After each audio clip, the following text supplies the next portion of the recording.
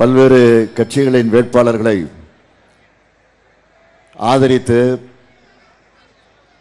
பரமக்குடியில் நடைபெறக்கூடிய இந்த மாபெரும் பிரச்சார பொதுக்கூட்டத்திற்கு தலைமையேற்று அதே நேரத்தில் தொடக்கத்தில் வரவேற்பு நல்கி இருக்கக்கூடிய ராமநாதபுரம் மாவட்ட கழகத்துடைய செயலாளர் அருமை சகோதரர் காதர் பாட்சா முத்துராமலிங்கம் அவர்களே, முன்னிலை ஏற்றுள்ள மாண்புமிகு அமைச்சர் ராஜகண்ணப்பன் அவர்களே, நாடாளுமன்ற உறுப்பினர் திரு நவாஸ்கனி அவர்களே, முன்னாள் அமைச்சர் பெருமக்கள்,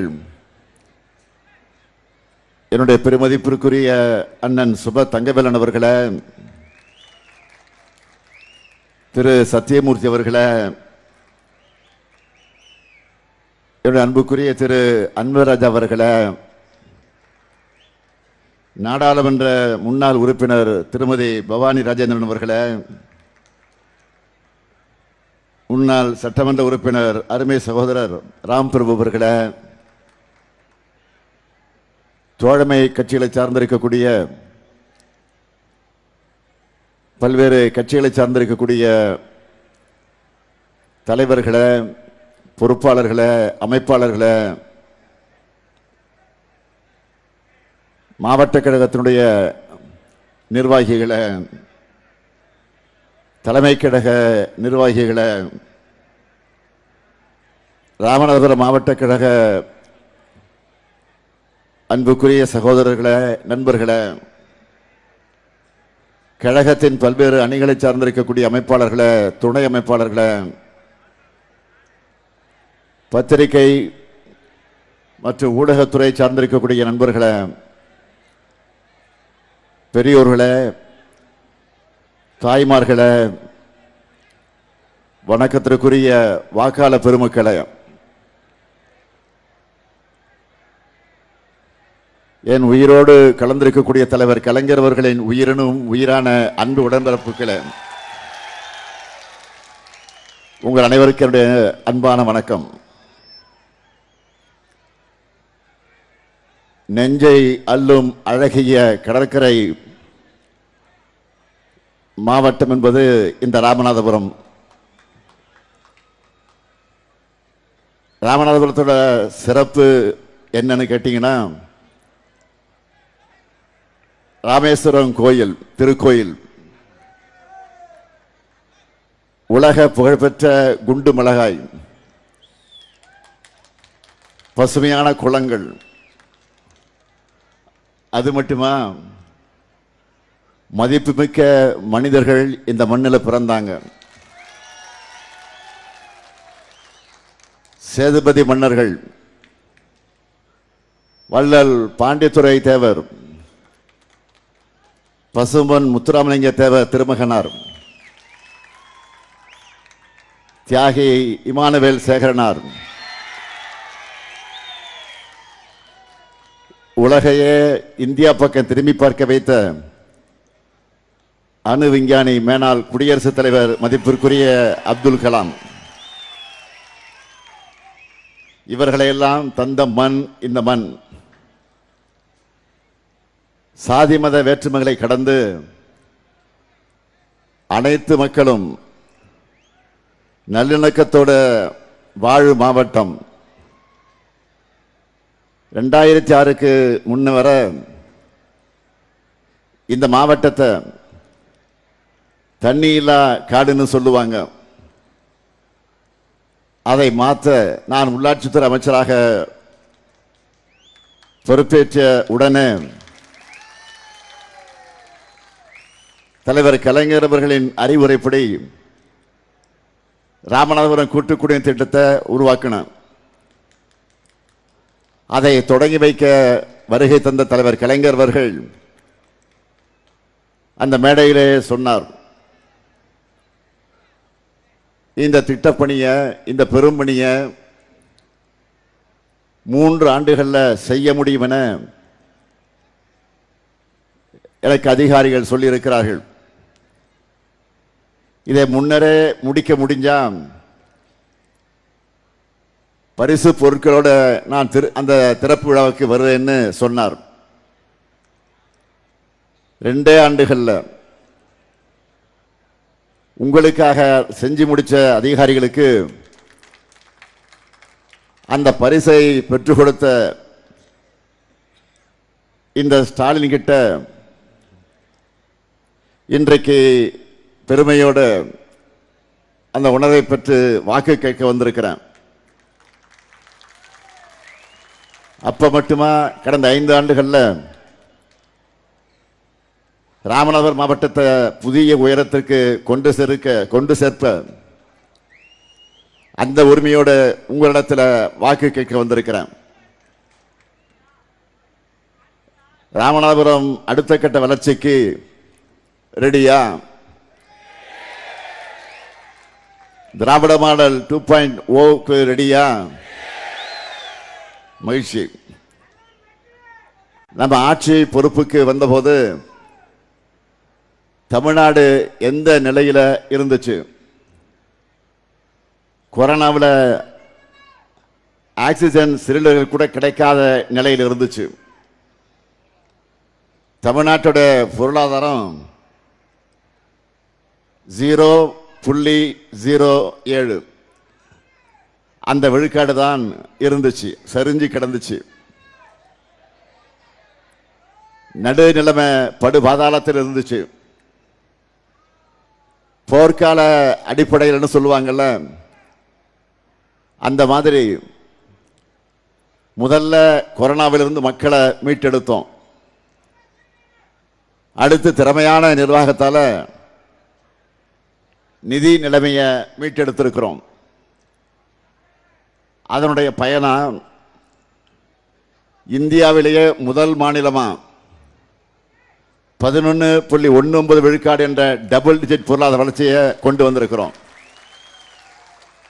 இதெல்லாம் சாதாரணமாக நடக்கல, கடுமையா உழைச்சிருக்கிறோம். சிந்திச்சு பாருங்க, கடந்த 5 ஆண்டுகள்ல என்னை செய்திகளில் பார்க்காத நாள் இருக்காது. ஆய்வு கூட்டம், கள ஆய்வுகள், அரசு நல திட்ட விழாக்கள், காணொலி வாயிலாக திறப்பு விழாக்கள், நேரடியாக மக்கள் சந்திப்பென தொடர்ந்து இயங்கிக்கிட்டே இருந்தேன். நான் மட்டுமல்ல, அரசு இயந்திரத்தை முழுமையாக செயல்பட வச்சேன். அமைச்சர்கள் தொடங்கி கடநிலை ஊழியர்கள் வரைக்கும் கடுமையான உழைப்பை போட்டு தமிழ்நாட்டை மீட்டு இன்று இந்தியாவிலேயே நம்பர் 1 மாநிலமாக தமிழ்நாட்டை கொண்டு வந்திருக்கிறோம்.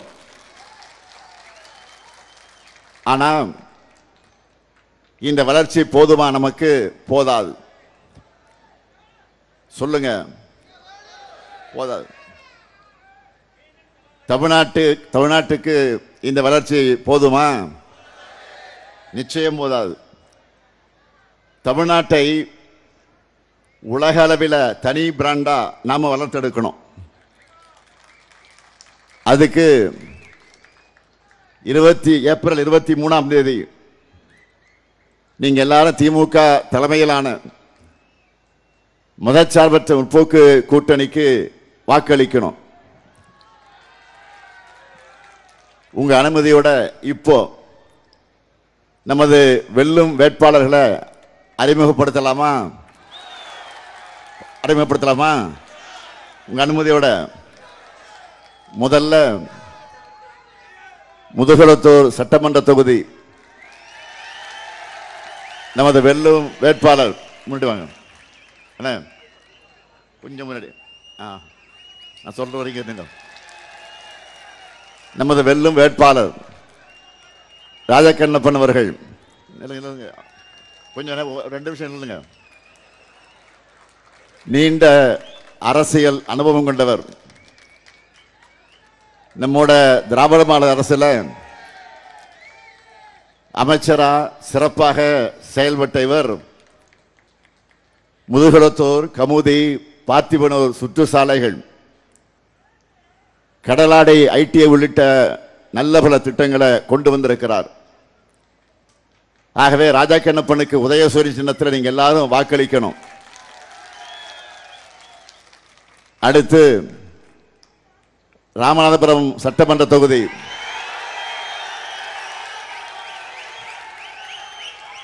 நமது வெல்லும் வேட்பாளர் காதர் பாட்சா முத்துராமலிங்கம்.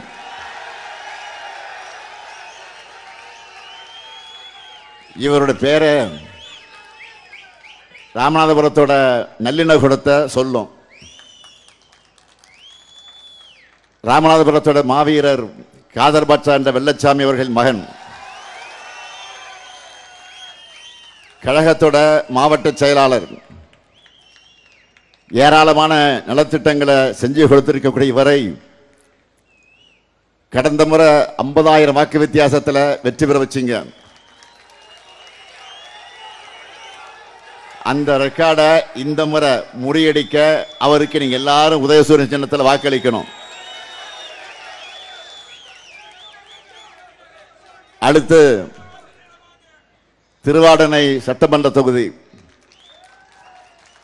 நமது வெல்லும் வேட்பாளர் காங்கிரஸ் பேரியக்கத்தை சார்ந்த ராம கருமாணிக்கம் அவர்கள். இவருடைய தாத்தா கரியமாணிக்கம், அப்பா KR ராமசாமி ஆகியோருடைய வழித்தடத்தில் வந்திருப்பவர் தான் தம்பி ராம கருமாணிக்கம் அவர்கள். மரியாதைக்குரிய அண்ணன் KR ராமசாமி அவர்கள் 5 முறை மக்கள் அன்பையும் நம்பிக்கையும் பெற்று சட்டமன்றத்தில் ஒழிச்சவர். அப்படிப்பட்டவருடைய அன்பு மகன் ராம கருமாணிக்கத்திற்கு கடந்த முறை எப்படி ஆதரவு தந்தீர்களோ இந்த முறையும் கை சின்னத்தில் நீங்க எல்லாரும் அவருக்கு வாக்களிக்கணும். அடுத்து பரமக்குடி சட்டமன்ற தொகுதி நமது வெல்லும் வேட்பாளர் KK கதிரவன் அவர்கள். வழக்கறிஞர், இளைஞரணியில வளர்ந்தவர், மாவட்ட ஊராட்சி குழு உறுப்பினராக பணியாற்றி செவ்வூர் பகுதியில் 17 கோடி ரூபாய் மதிப்பீட்டில் பாலம் உள்ளிட்ட பல்வேறு கிராமங்களுக்கு அடிப்படை வசதிகளை செஞ்சு கொடுத்தவர். இவருக்கு உதயசூரிய சின்னத்தில் நீங்க எல்லாரும் வாக்களிக்கணும். கடந்த முறை 4 தொகுதியிலும் வெற்றியை கொடுத்தீங்க. இந்த முறையும் 100% வெற்றியை கொடுப்பீங்களா? கடந்த முறையை விட அதிகமான வாக்கு வித்தியாசத்தில் வெற்றியை தருவீங்களா? உறுதியா? நிச்சயமா? அப்புறம் நாங்க உறுதியாயிடுச்சு, உட்காருங்க.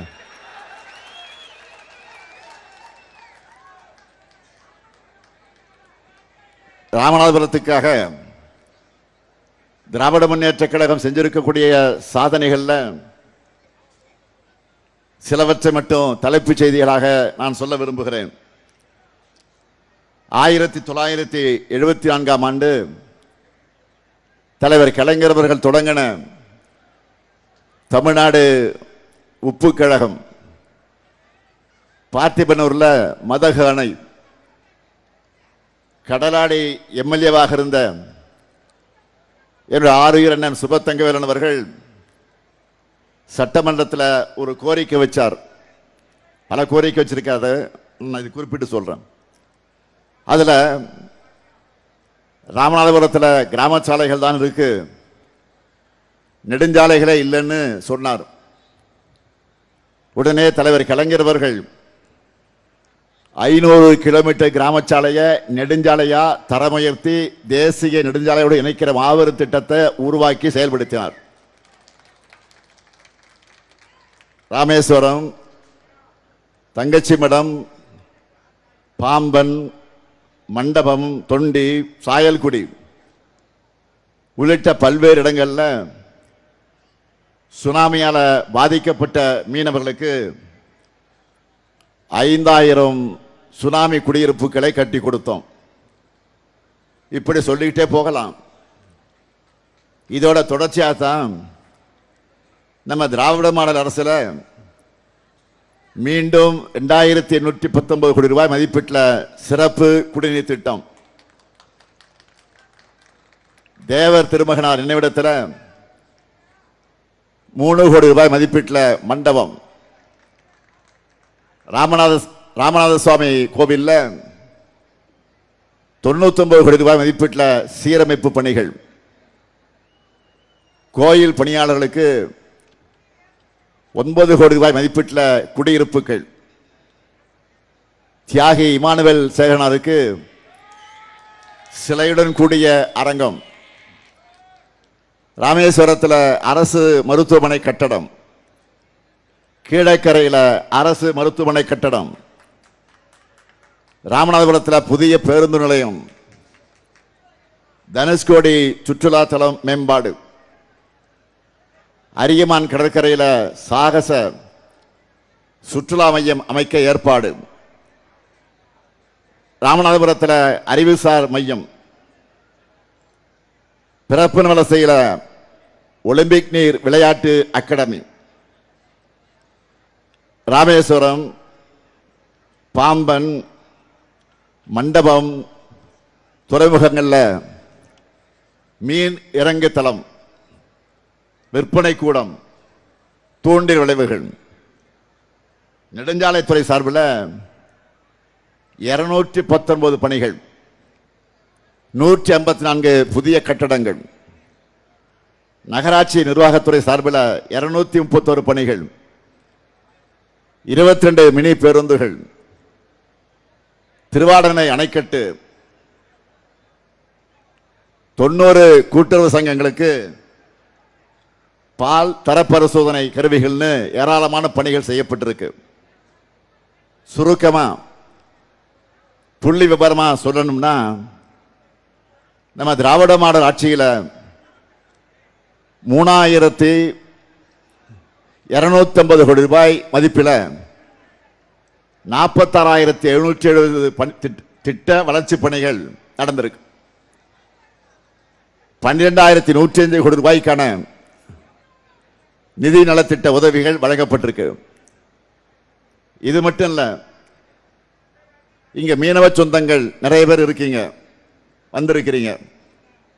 உங்களுக்காக ரோச் மாநகர் மீன் இறங்கு தளம், திருப்பாலைக்குடி நம்புதாலையில் மீன் இறங்கு தளம், ராமேஸ்வரம் வாலிநோக்கம் மோர்பண்ணை மீன் இறங்கு தளங்கள்ல கூடுதல் கட்டமைப்பு வசதிகள், மேற்குவாடி, ஏர்வாடி, பாம்பன் வடக்கு மீன் கிராமங்கள்ல குத்துக்கால் பகுதியும் தூண்டில் வலை பணியும் அமைக்கக்கூடிய பணி நடந்து கொண்டிருக்கிறது. தங்கச்சி மடம் மீன் இறங்கு தளத்தை மேம்படுத்துகிற பணிக்கு அடிக்கல் நாட்டி இருக்கிறேன். மீன்பிடி தடைகால நிவாரணத் தொகையை 5000 ரூபாயிலிருந்து 8000 ரூபாயாக உயர்த்தி வழங்குகிறோம். மீனவர்களுக்காக வீடு கட்டும் திட்டத்தில் 1096 மீனவர்களுக்கு வீட்டுமனை பட்டா வழங்கியிருக்கிறோம். மீன்பிடி தொழிலுக்கான கூட்டுறவு கடன் வழங்குகிற திட்டத்தில் 3000 மீனவர்களுக்கு கடன்கள் வழங்கப்பட்டிருக்கு. நாட்டுப்படகு மீனவர்களுக்கு 40 விழுக்காடு மானியத்தில் இயந்திரங்கள் வழங்கப்பட்டிருக்கு. விசைப்படகு மீனவர்களுக்கான மானிய விலை டீசலை 18000 லிட்டர்ல இருந்து 19000 லிட்டராகவும், நாட்டுப்படகுகளுக்கு 4000 லிட்டர்ல இருந்து 4400 லிட்டராகவும் உயர்த்தி வழங்கிக்கிட்டு இருக்கிறோம். மீனவ சங்கத்திலிருந்து வந்த சகோதரர்கள் இன்று காலை என்னை நேரில் சந்தித்து நன்றி தெரிவித்தார்கள். நான் என்ன சொன்னேன் என்றால், உங்க முகங்களை பார்த்த மகிழ்ச்சி தான் நம்முடைய ஆட்சியுடைய சாதனைகளுக்கெல்லாம் சாட்சியாக அமைந்திருக்கிறது. இந்த ராமநாதபுரத்தில் மட்டும் இல்ல, வள்ளுவமனை இருக்கிற கன்னியாகுமரியிலிருந்து ஆரம்பிச்சு தலைநகர் சென்னை வரைக்கும் ஒவ்வொரு மாவட்டத்திலையும் என்னென்ன சாதனைகளை செய்கிறோம் என்று இந்த புள்ளி விவரங்களை எல்லாம் இங்கே முன்னால் நின்று கொண்டிருக்கக்கூடிய இந்த ஸ்டாலின் இப்போ சொல்ல போறேன், இப்போ சொல்லிக்கிட்டு இருக்கிறேன். ஆனால் நான் கேட்கிற ஒரே கேள்வி, இப்படி ஒரு நாள் பழனிசாமி என்றைக்காவது பேசி இருக்கிறாரா? அவர் என்ன பண்ணிட்டு இருக்கிறாரு? மறைந்த தலைவர்களை, நம்முடைய நெஞ்சமெல்லாம் வாழ்ந்திருக்கக்கூடிய தலைவர்களை கொச்சைப்படுத்தி பேசுகிறார். அடுத்தவருடைய மரணத்தை எதிர்பார்த்து பேசுறது அவருடைய கடமையாக இருக்கு. போ பெண்களை கண்ணியம் இல்லாம பேசுறது, அதை இப்போ தொடர்ந்து செஞ்சுக்கிட்டு இருக்கிறார். வாய்க்கொழு பிடித்து சாக்கடைக்கு சரிசமமா வந்து விடுகிற அவருடைய வார்த்தைகளுக்கு பாடம் புகட்ட போகக்கூடிய நாள் தான் ஏப்ரல் 23. மறந்துடாதீங்க. கொள்கையற்ற அடிமை கூட்டத்தை, சுயநலத்துக்காக தமிழ்நாட்டை அடகு வைக்கக்கூடிய வகையில் ஒன்று சேர்ந்திருக்கிற தோக கூட்டத்தை மக்கள் நீங்கள் விரட்டி அடிக்கணும். சாதனைகளால தமிழ்நாட்டை உயர்த்தி இருக்கக்கூடிய திராவிட மாடல் அரசை மீண்டும் ஆட்சியில நீங்கள் அமர்த்தணும். ஏன்னா திராவிட மாடலோட திட்டங்கள் என்பது வரலாற்றில் நிற்கிற திட்டங்கள் மட்டும் இல்ல, புது வரலாற்றை படைக்கக்கூடிய திட்டங்கள். வெறும் புள்ளி விவரங்கள் இல்ல, கோடிக்கணக்கான தமிழ் மக்களுடைய புன்னகையால எழுதப்பட்டிருக்கக்கூடிய சாதனை சரித்திரம் தான் திராவிட மாடல். முதலமைச்சரான முதல் நாள் நான் போட்ட முதல் கையெழுத்து மகளிர் முன்னேற்றத்திற்கான மாபெரும் படிக்கட்டாக அமைஞ்ச விடியல் பயண திட்டம். நம்ம அரசு பொறுப்பேற்ற 1800 நாட்கள்ல 935 கோடிக்கும் அதிகமான பயணங்களை மகளிர் மேற்கொண்டிருக்கிறாங்க.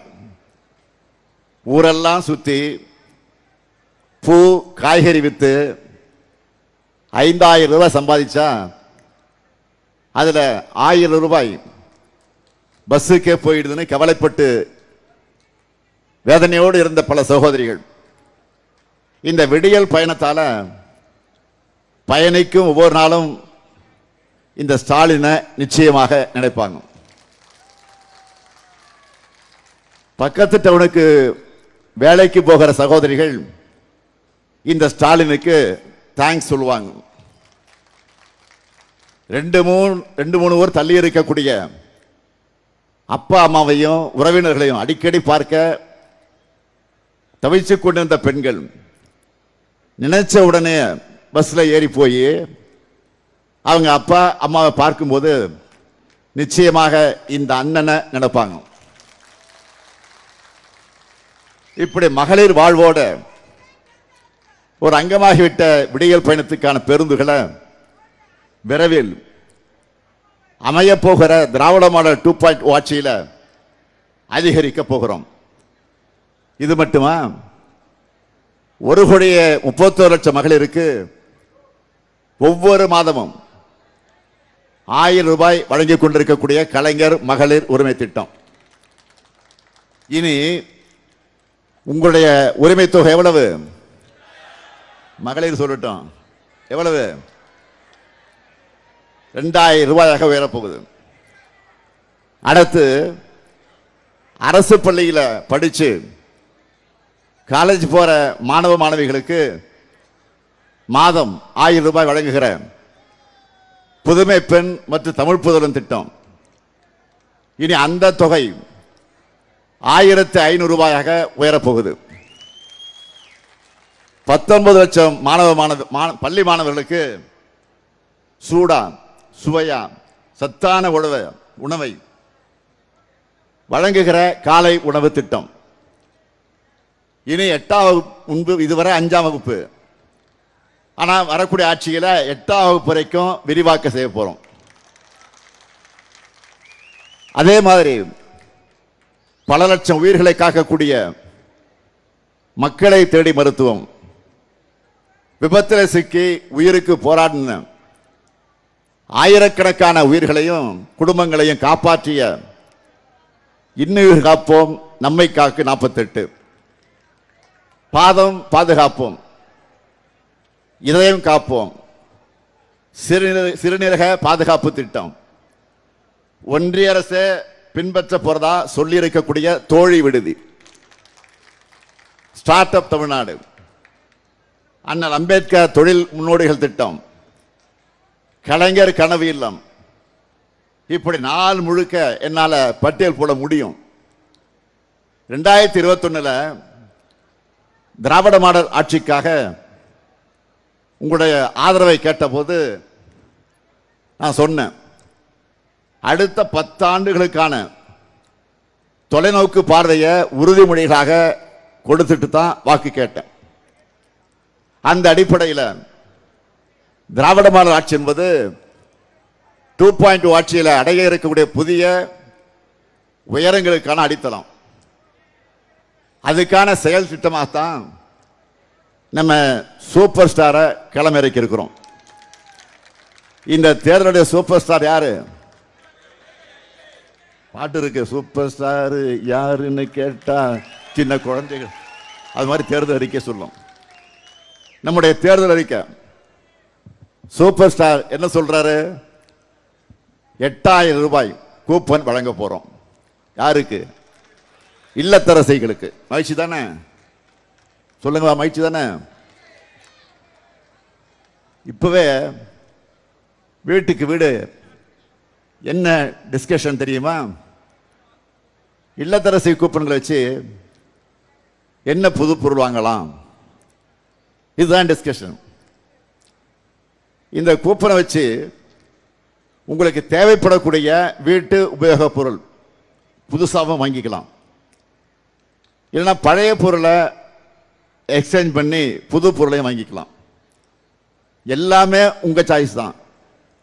உங்க வீட்டுக்காரெல்லாம் கேட்காதீங்க. ஏதாவது பிரச்சனை பண்ணா அண்ணன் சொல்லுங்க, நான் இருக்கேன். உங்களுக்கு பிடிச்ச கடையில் உங்களுக்கு பிடிச்ச பிராண்டை நீங்க வாங்கிக்கலாம். அடுத்து 20 லட்சத்துக்கு அதிகமான உழவர்கள் பயன்பெறக்கூடிய வகையில் நவீன மின்சார பம்பு செட்டுகள் வழங்க போறோம். உயர்கல்வி முடிச்சிருக்கக்கூடிய 5 லட்சம் இளைஞர்கள் வேலைவாய்ப்பு பெறக்கூடிய வகையில் நான் முதல்வன் திட்டத்தில் 1500 ரூபாய் உதவித்தொகையோட 6 மாசம் பயிற்சி வழங்க போறோம். பால் கொள்முதல் விலை லிட்டர் ஒன்றுக்கு 5 ரூபாய் உயர்த்தி வழங்கப்படும். முதியோர் உதவித்தொகை 1200 ரூபாயிலிருந்து 2000 ரூபாயாக உயர்த்தப்படும். மாற்று திறனாளிகளுக்கான உதவித்தொகை 1500 ரூபாயிலிருந்து 2500 ரூபாயாக உயர்த்தப்படும். 2030ஆம் ஆண்டிற்குள்ள மாவட்ட மற்றும் வட்ட அளவிலான அரசு மருத்துவமனைகளில் டயாலிசிஸ் சிகிச்சைக்கான கருவிகள் 2 மடங்காக்கப்படும். கலைஞர் கனவு இல்ல திட்டம் உள்ளிட்ட வீடற்ற ஏழைகளுக்கு அடுத்த 5 வருஷத்தில் 10 லட்சம் வீடுகள் கட்டித்தரப்படும். மீனவர்களுடைய வாழ்வாதாரத்தை உயர்த்த கடலோர பகுதிகளில் சிப்காட் நீல பொருளாதார பூங்காக்கள் உருவாக்கப்படும். மீன் ஏற்றுமதியை அதிகரித்திட சிறப்பு திட்டம் உருவாக்கப்படும். மீன்பிடி துறைமுகங்கள் மற்றும் மீன் இறங்கு தளங்களை முழுமையாக பயன்படுத்தி மீனவர்கள் தங்களுடைய வருவாயை பெருக்குவதற்கு தேவையான நவீன உட்கட்டமைப்பு வசதிகள் ஏற்படுத்தப்படும். கடற்பாசி வளர்ப்பு ஊக்குவிக்கப்படும். நவீன வசதிகளோடு கூடிய மீன் விற்பனை அங்காடிகள் முக்கியமான நகரங்களில் உருவாக்கப்படும். மீன் மற்றும் கருவாடு, சில்லறை விற்பனை, கடற்பாசி வளர்ப்பு ஆகிய சிறு தொழில்களில் ஈடுபட்டிருக்கக்கூடிய பெண்கள் அவங்களுக்கு அடையாள அட்டை வழங்கப்படும். மீனவருடைய துயரை துடைக்க இந்தியா இலங்கை ஒப்பந்தம் மீளாய்வு செய்யப்பட்டு கச்சத்தீவை மீட்க தொடர்ந்து ஒன்றிய அரசை வலியுறுத்துவோம்.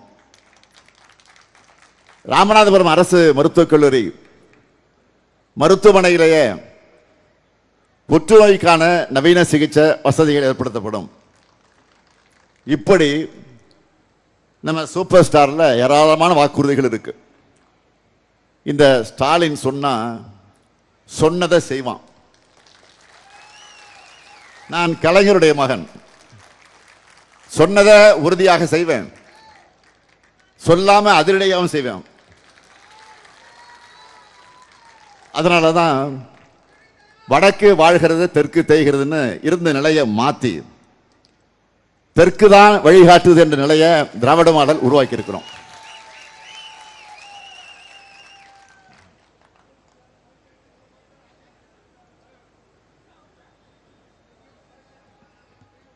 அப்படி வழிகாட்டக்கூடிய தெற்கை வஞ்சிக்கிற செயல்ல தான் ஒன்றிய பாஜக அரசு இறங்கி இருக்கு. மகளிருக்கு இடஒதுக்கீடு கொடுக்கிறோம் என்பதை காரணமாக காட்டி ஒன்றியத்தில் தமிழ்நாட்டோட பிரதிநிதித்துவத்தை குறைக்க பார்க்கிறாங்க. மக்கள் தொகையை கட்டுப்படுத்தி நாட்டோட வளர்ச்சிக்கு துணை நின்ற தமிழ்நாடு உள்ளிட்ட மாநிலங்களை தண்டிக்க பார்க்கிறாங்க. இதை இந்தியாவில் இருக்கிற அத்தனை ஜனநாயக இயக்கங்களும் எதிர்க்க போறோம். இந்த அநியாயத்தை எல்லாம் எதிர்த்து கேள்வி கேட்கிற துணிச்சல் பழனிசாமிக்கு இருக்கா? மற்றதுக்கெல்லாம் வாய்க்கிலேயே பேசுற பழனிசாமி பாஜக அட்டுழியங்களை எதிர்த்து கேள்வி கேட்க சொன்னா மட்டும் சைலண்ட் மோடுக்கு போயிடுறாரு. மோடியையும் அமித்ஷாவை எதிர்த்து பேசணும்னா பயத்திலேயே சுவிட்ச் ஆஃப் ஆயிடுது, ஆஃப் ஆகப்படுத்துறாரு. அவர் எதற்காக பிரச்சாரத்துக்கு போறாரு தெரியுமா? இப்படிப்பட்ட ஒரு அடிமை உலகத்திலே யாரும் பார்த்ததில்லை என்ற கிண்ண சாதனையை படைக்கத்தான் பிரச்சாரம் பண்றாரு. இவருடைய ஓனர் யாரு? பாஜக. யாரு இவருடைய ஓனர்? யாரு? பாஜக. இங்க மீனவ சொந்தங்கள் வந்திருப்பீங்க. உக்ரைன் போற நிறுத்திட்டேன், அமெரிக்காவே அலற விட்டேன் என்று சொல்லிக் கொண்டிருக்கக்கூடிய விஸ்வகுரு மோடி அவர்கள் அண்டை நாடான இலங்கை கிட்ட பேச சொன்னா மௌன குருவா ஆகிறாரு. பார்க்கிறோமா இல்லையா? தட்டி கேட்க முடியலன்னு சொல்றதை விட தமிழ்நாட்டு மீனவர்கள் தானே என்ற காலத்தால் தட்டி கேட்காம இருக்காருன்னு தான் சொல்லணும். நம்ம தமிழ்நாட்டு மீனவர்களை இந்திய மீனவர்களாக நினைச்சிருந்தா இப்படி அல்லல்பட விட்டிருப்பாரா? கச்சத்தீவு மற்றும் மீனவர்கள் பாதுகாப்பு தொடர்பா தமிழ்நாடு அரசு சார்பாக சட்டமன்றம் தீர்மானத்தை நிறைவேற்றி கோரிக்கையை அனுப்பி வச்சிருக்கிறோம். இதுவரை ஒன்றிய பாஜக அரசு எடுத்த நடவடிக்கை என்ன? எதுவும் இல்லை. இதுதான் நாம கேட்கிற கேள்வி. பாஜகவுக்கு தமிழ்நாட்டு மேல வர திடீர் அக்கறை என்பது வெறும் அரசியல் ஸ்டண்ட் மட்டும்தான். அவங்க செய்யறது அதை தந்திரமும் இல்லை, இரட்டை வேடை தந்துடும். அண்மையில் சென்னையிலே ஓய்வு பெற்ற நீதியரசர் ஹரி பரந்தாமன் அவர்கள் ஜீரோ பிஜேபி என்ற இயக்கத்தை தொடங்கி இருக்கிறார். முன்னாள் நீதிபதி, ஓய்வு பெற்ற நீதிபதி ஹரி பரந்தாமன் அவர்கள். அதை தொடங்கி வச்சது யார் தெரியுமா? பிரகால பிரபாகர். யார் தெரியுமா? ஒன்றிய நிதியமைச்சராக இருக்கிறாங்க பாருங்க. இப்போ யாரு? சீதா, நிர்மலா சீதாராமன். அந்த சீதாராமனுடைய கணவர் தான் அவர், பிரகால பிரபாகர் அவர்கள். அவர் என்ன சொல்றாருன்னா, தமிழ்நாட்டு தேர்தல் நாட்டுக்கே முக்கியமான தேர்தல். பாஜகவுக்கு விழுகிற ஒவ்வொரு வாக்கும் இந்திய அரசியலமைப்பு சட்டம் போற்றி பாதுகாக்கக்கூடிய உயர்ந்த விழுமியங்கள் மீது விழக்கூடிய மரண அடி. அது மட்டும் இல்ல, மத நல்லிணக்கம், மொழி நல்லிணக்கம், மாநிலங்களுக்கான அந்த இடையில இருக்கக்கூடிய நல்லிணக்கம் ஆகியவற்றுக்கு விழக்கூடிய மரண அடி. சமத்துவம், சகோதரத்துவம், சமூக நீதி, சுதந்திரம், பன்முகத்தன்மை உள்ளிட்டவற்றை மீது விடக்கூடிய மரண அடி என்று எச்சரித்திருக்கிறார். நாம என்ன மொழி பேசணும், நாம என்ன படிக்கணும், நாம என்ன உடுத்தணும் முடிவு செய்கிற பாஜகவை தமிழ்நாட்டுக்குள்ள அனுமதிக்க கூடாதுன்னு பரகால பிரபாகர் அவர்கள் தமிழ்நாட்டு மக்களுக்கு வேண்டுகோள் விடுத்திருக்கிறார். ஒன்றிய நிதியமைச்சருடைய கணவர். பாஜக எவ்வளவு பெரிய டேஞ்சரை உண்டாக்கி இருந்தா அவர் இப்படி பேசியிருப்பார் நினைச்சு பாருங்க. அண்மையில் மேற்கு வங்கத்தில் தேர்தல் அறிக்கையை வெளியிட்டிருக்கக்கூடிய பாஜக பொது சிவில் சட்டத்தை கொண்டு வரும்னு சொல்லியிருக்காங்க. நம்மளோட பன்முகத்தன்மைக்கு பாஜக விட்டிருக்கக்கூடிய நேரடி சவால் இது. மேற்கு வங்கத்திலிருந்து விட்டிருக்கக்கூடிய அந்த சவாலை அவங்களால தமிழ்நாட்டில் விட முடியல. ஏன்னா தமிழ்நாட்டை பாதுகாத்துட்டு இருக்கிறது திராவிட பெருஞ்சுவர். தந்தை பெரியார், பேரறிஞர் அண்ணா, தலைவர் கலைஞர் கட்டி காத்த இந்த தமிழ் கோட்டையை சமத்துவத்துக்கு எதிரான மதவாத கும்பல்கள் ஆக்கிரமிக்க ஒரு நாளும் தமிழர்கள் அனுமதிக்க மாட்டார்கள், அனுமதிக்க மாட்டோம். இதை பாஜகவும் உணர்ந்திருக்கு. அதனால்தான் நம்ம கையெடுத்து நம்ம கண்ணை குத்துகிற வேலையை செய்ய இன்றைக்கு அவர்கள் அதிமுகவை தேர்ந்தெடுத்திருக்கிறாங்க. பாஜகவை தமிழ்நாட்டுக்குள் அழைச்சிட்டு வருவதற்கான பல்லக்கு தூக்கியாக மாறி இருக்கக்கூடியவர் தான் பழனிசாமி. தமிழ்நாட்டுக்கு வரிசை கட்டி வர்ற பாஜக அமைச்சர்களும் நட்சத்திர பேச்சாளர்களும் தொடர்ந்து என்ன பேசுறாங்க? தமிழ்நாடு மும்மொழி கொள்கையை ஏத்துக்கணும் அப்படின்னு பேசுறாங்க. இதை ஒரு நாளாவதே கண்டிச்சிருக்கிறாரா பழனிசாமி? மும்மொழி கொள்கை மட்டும் இல்ல, இந்திய ஒன்றியத்தில் தமிழ்நாட்டோட பிரதிநிதித்துவத்துக்கு ஆபத்தான் தொகுதி சீரமைப்பு திட்டம் தலைக்கு மேல கத்தியா தொங்கிக்கிட்டு இருக்கு. இதை கண்டிச்சு தமிழ்நாட்டுடைய உரிமைக்காக ஒரு வார்த்தையாவது பழனிசாமி பேசியிருக்கிறாரா? பொது சிவில் சட்டம், அது குறித்து பழனிசாமியுடைய நிலைப்பாடு என்ன? 3 வேளாண் சட்டங்களை ஆதரிச்சு பெரிய அட்டார்னி ஜெனரல் மாதிரி லா பாயிண்ட் எல்லாம் பேசிட்டு இருக்காரு. பொது சிவில் சட்டம் பற்றி கருத்து சொல்வாரா பழனிசாமி அவர்கள? காலில் விழுந்து விழுந்து கால்களை வாரிவிட்ட நீங்க இப்ப சொந்த மக்களுக்கே குழிபறிச்சு துரோகம் பண்றீங்க. இதுதான் பழனிசாமி செய்யக்கூடிய பச்சை துரோகம். பழனிசாமி தமிழ்நாட்டை ஆட்சி செய்த 4 ஆண்டுகள் என்பது ஊழல்களும் மக்கள் விரோத நடவடிக்கை நிறைந்த 2 ஆட்சி காலம். சுருக்கமா சொல்லணும்னா அவருடைய ஆட்சியின் அடையாளங்கள் என்ன? பொல்லாத ஆட்சிக்கு பொள்ளாட்சிய சாட்சி, துப்பு கெட்ட ஆட்சிக்கு தூத்துக்குடிய சாட்சி, கொடூரமான ஆட்சிக்கு கொடநாடைய சாட்சி, கேடுகட்ட ஆட்சிக்கு சாத்தான்குளமே சாட்சி. எல்லாமே நெகட்டிவா தான் இருக்கு. தவறுக்கு மேல் தவறுகள் செஞ்ச பழனிசாமி தன்னுடைய தவறுகளிலிருந்து தப்பிக்க சரண்டரான இடம்தான் பாஜகவுடைய வாஷிங் மிஷின். தன்னுடைய தவறுகளிலிருந்து தப்பிக்க அவர் கொடுத்த விலைதான் தமிழ்நாட்டுடைய உரிமைகள். அதிமுக விழுகிற ஒவ்வொரு வாக்கும் பாஜகவுக்கு விழுகிற வாக்குகள். தனி மனிதர்களை விட நமக்கு தமிழ்நாடு தான் பெருசு. எனவே தமிழ்நாட்டை வட்டமிடக்கூடிய பாஜக எனும் பருந்த விரட்டி அடிக்கணும். அதனாலதான் நடக்கிற தேர்தல் தமிழ்நாடு வெர்சஸ் என்டிஏன்னு அழுத்தமா சொல்றேன். தமிழ்நாட்டுக்கு துரோகம் செய்யக்கூடிய 10 தோல்வி பழனிசாமிக்கு 11வது தோல்வியை கொடுத்து விரட்டணும். டபுள் இன்ஜின் டப்பா இன்ஜின் சொல்லிக்கிட்டு இருக்கிற டெல்லியோட ரிமோட் கண்ட்ரோலுக்கு அடிமைகள் தமிழ்நாட்டில் ஆளக்கூடாது. நேற்று ஐபிஎல் மேட்ச் பார்த்திருப்பீங்கன்னு நினைக்கிறேன். நேற்று நான் காரில் புதுக்கோட்டையிலேருந்து திருப்பத்தூர் போகும்போது ஐபேடை வச்சுக்கிட்டு மேட்ச் பார்த்தேன். என்ன ஆச்சு ரிசல்ட் தெரியுமா உங்களுக்கு? டெல்லி தோத்துருச்சா? சென்னை நீ வச்சு பெற்றுச்சா? அதுக்கும் அதே போல இந்த தேர்தலை வெற்றி பெற போவது யாரு?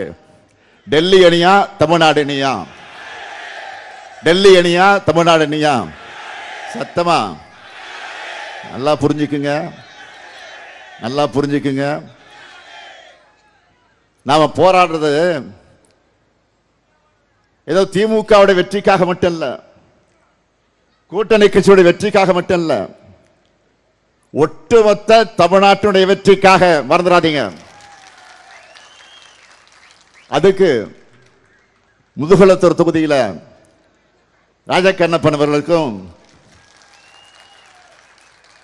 ராமநாதபுரம் தொகுதியில் காதர் பாட்சா முத்துராமலிங்கம் அவர்களுக்கும், பரமக்குடி தொகுதியில் கே கதிரவன் அவர்களுக்கும் வெற்றி சின்னமாம் உதயசூரி சின்னத்தை நீங்க எல்லாரும் வாக்களிக்கணும். திருவாடனை தொகுதியில் ராம கருமாணிக்கம் அவர்களுக்கு கை சின்னத்தில் வாக்களிக்க வேண்டும் என்று கேட்டுக்கிறேன். அடுத்து அமைய உள்ள நம்ம திராவிட மாடல் 2.2 ஆட்சியில் எங்க சாதனைகளை நாங்களே முறியடிப்போம். இது உங்க ஸ்டாலினுடைய கேரண்டி. நல்லாட்சி தொடர்ந்திட ஆதரிப்பில் மதச்சார்பற்ற முற்போக்கு கூட்டணி வேட்பாளர்கள் வெல்வோம் ஒன்றாக, வெல்வோம் ஒன்றாக, வெல்வோம் ஒன்றாக. நன்றி, வணக்கம்.